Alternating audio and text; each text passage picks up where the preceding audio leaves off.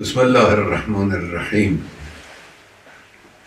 به ملت عظیم الشأن ایران سلام عرض میکنم. مطلب اولی که مایلم عرض بکنم تمجید از رفتار ملت عزیزمون در این قضیه است که اخیراً دشمنان برای کشور پیش برد. ملت ایران نشان داد که هم متین، هم شجاع، هم وقت شناس. این حرکت عظیمی که مردم در روز جشن قدیر نشان دادن به دنیا حرکت عظیمی بود. اجتماعات مردم، راهپیمایی‌های مردم در همین چند روز، در نماز جمعه ها حضورشون، بعد از نماز راهپیماییشون، همه اینها نشان دهنده رشد ملت ایران و قوام عقلانیت و معنویت همراه با شجاعت و وقت شناسی در ملت عزیزمون هست. خدا رو شکر میکنم که الحمدلله این ملت مؤمن رو در این حد از توانایی ها و امکانات معنوی و مادی قرار داده. من لازم میدونم همینجا اشاره کنم به حرکت زیبا و پرمعنایی که اون بانوی مجری تلویزیون در مقابل حمله دشمن انجام داد. تکبیر گفتن و نشانه قدرت ملت رو در واقع به همه دنیا ارائه کردن.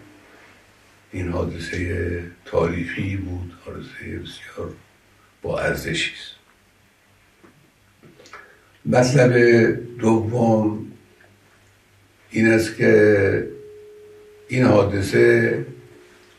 حادثه تهاجم ابلهانه و خباثت آلود رژیم صهیونیستی به کشورمون در حالی رخ داد که مسئولین دولتی با طرف آمریکایی به طور غیر مستقیم و با واسطه مشغول مذاکره بودن.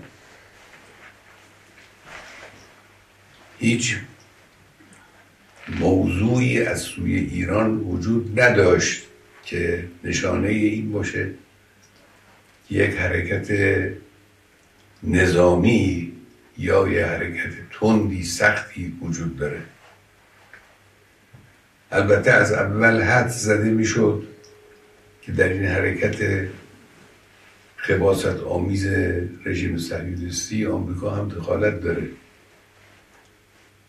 با این حرفای اخیری که اینها میزنن این هست روز به روز تقویت میشه.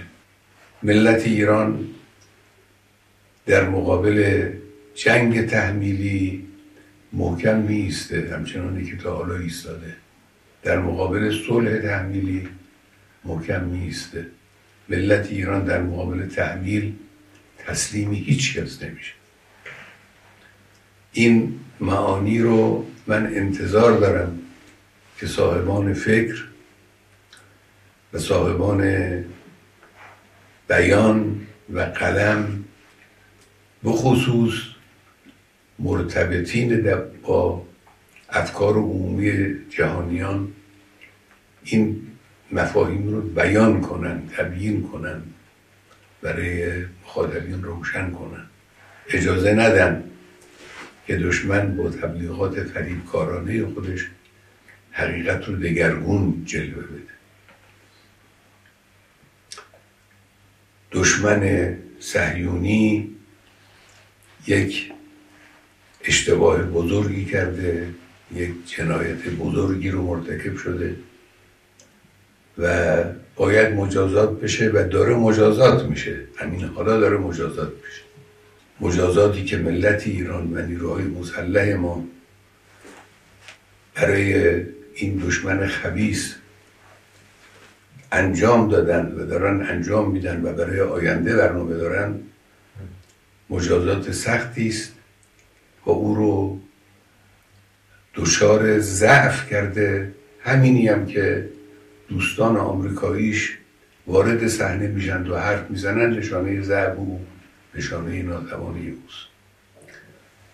مطلب آخر هم این که اخیراً رئیس جمهور آمریکا زبان به تهدید گشوده، ما رو تهدید میکنه، هم تهدید میکنه هم با یک بیان سخیف و غیر قابل قبولی از ملت ایران صریحاً میخواد که بیایید تسلیم من بشید. وقتی انسان این چیزها رو مشاهده میکنه واقعا تعجب میکنه. اولا تهدید رو به کسی بکنن که از تهدید اونها میترسه.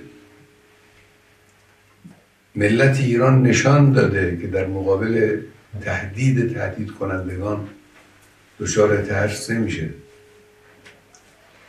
و لا تهینوا و لا تحزنوا و انتم الاعلون ان کنتم مؤمنین. این رو بهش ملت ایران معتقده.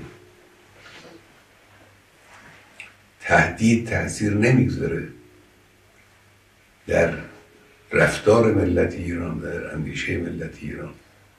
ثانیاً اینی که به ملت ایران بگن بیایید تسلیم بشید حرف عاقلانه ای نیست. افراد با خرد که میشناسن ایران رو، میشناسن ملت ایران رو، میشناسن تاریخ ایران رو، هرگز چنین حرفی رو بر زبان جاری نمیکنن. تسلیم چی بشن؟ ملت ایران تسلیم شدنی نیست. ما تعرض به کسی نکردیم و به هیچ وجه تعرض احدی رو هم قبول نمی کنیم و تسلیم تعرض هیچ کس نمیشیم. این منطق ملت ایرانه، این روحیه ملت ایران.